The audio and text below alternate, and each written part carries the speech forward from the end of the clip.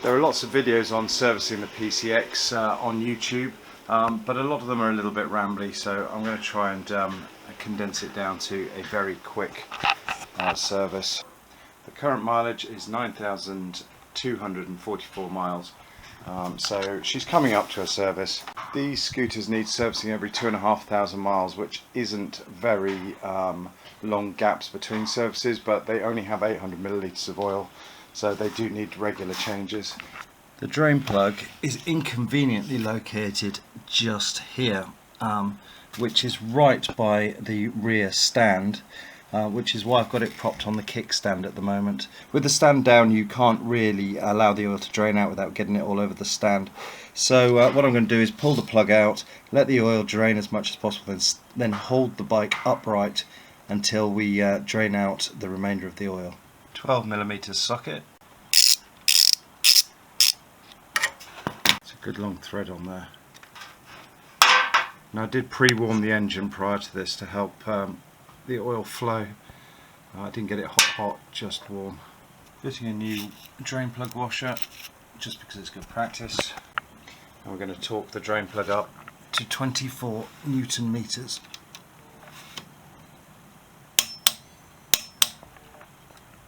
Perfect. The next job is to check and clean the oil filter gauze, which lives behind this cap here. We'll have to remove this cable stay though to drop it out of the way so we can get at it.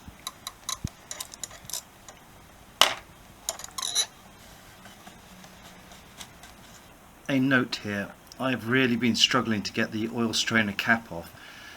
It's supposedly a 17mm, but because it's a cast part in aluminium, it's very soft and the tolerances are out of spec, so a 17mm spanner will wobble about on there.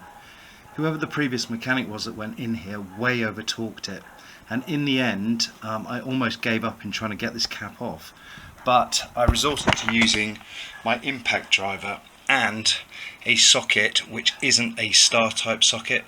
So you want one with flat sides on, not one that looks like this design which has lots of little recesses.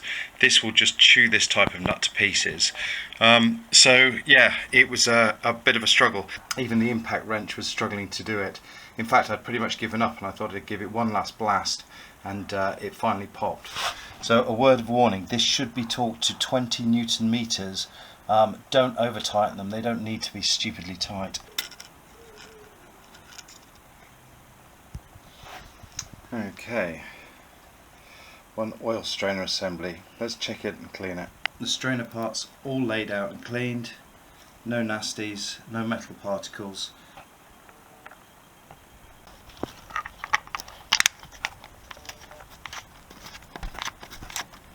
Torque up the strainer plug to 20 Newton meters.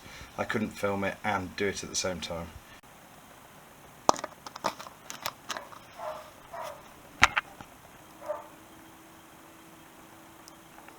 Cap back on, finger tight, and I'm going to give it a run just to circulate the oil through the engine, and then we'll check the levels.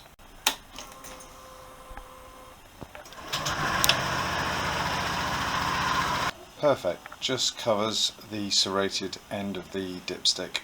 At 10,000 miles the air filter needs changing, so we need to take this cover off. It's 7 screws, these black ones, and I'm using my JIS screwdrivers which fit perfectly.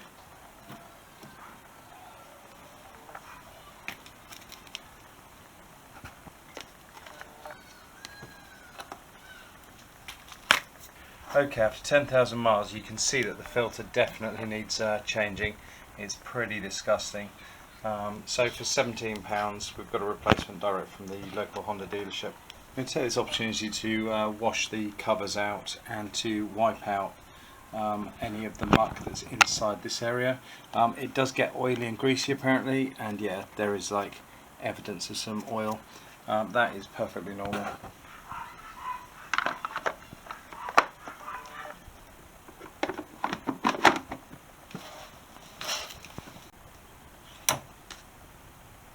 Job done. Time to change the spark plug. Spark plug gap should be 0.8 to 0.9 millimeters, and we're spot on straight out of the box at 0.8 millimeters. Peel back the rubber matting and it reveals this screw here, which is part of this door. Should be able to lever it up from the bottom and it just pops out. It's got two tabs on the top that clip into the frame.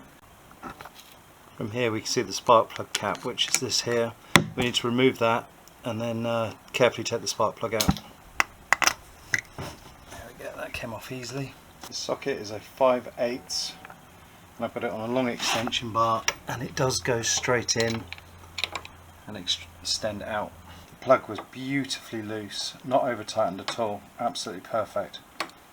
And there's our old plug, and the coloration looks perfect.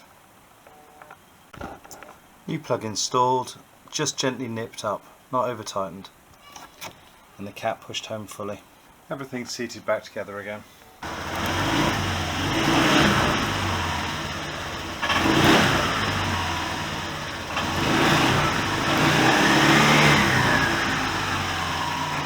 I'm going to just dismantle this rear lever actuator, clean it, grease it and put it back together again. Back brake, nicely adjusted, cleaned and greased. I'm going to change the oil in the final drive system.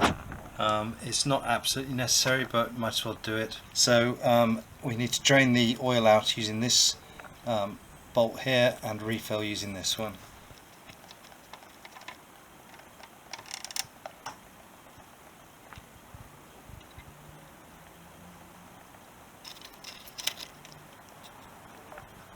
The long bolt goes in the bottom drain plug and the short bolt goes in the filler plug.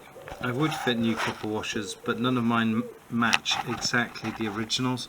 They're a bit thinner and they're a bit smaller, so I'm going to go with the originals. And I'm going to torque this to 12 Newton meters.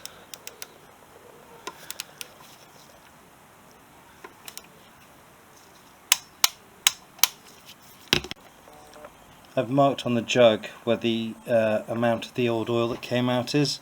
It's slightly more than specified, so I'm just going to put back exactly what came out.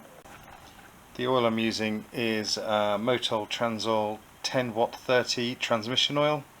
Here's my filling system. I've got a small funnel, a bit of fuel tube which is tapered at the end, and I've stuck a bit of plastic tube on just to help guide the oil in.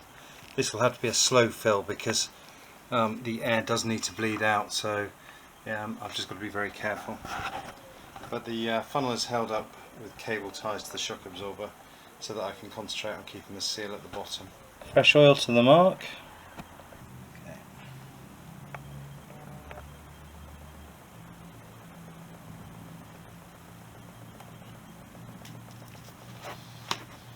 Okay, the oil is flowing down, which is encouraging.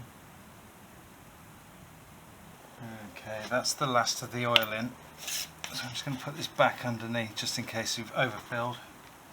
We'll let that drain for a moment, hold there. It looks like we're full because it's starting to seep back out of the filler hole, so that's a good sign. Let's see how we're getting on. Yeah. Okay, and we'll torque that up to the same 12 Newton meters. Excellent.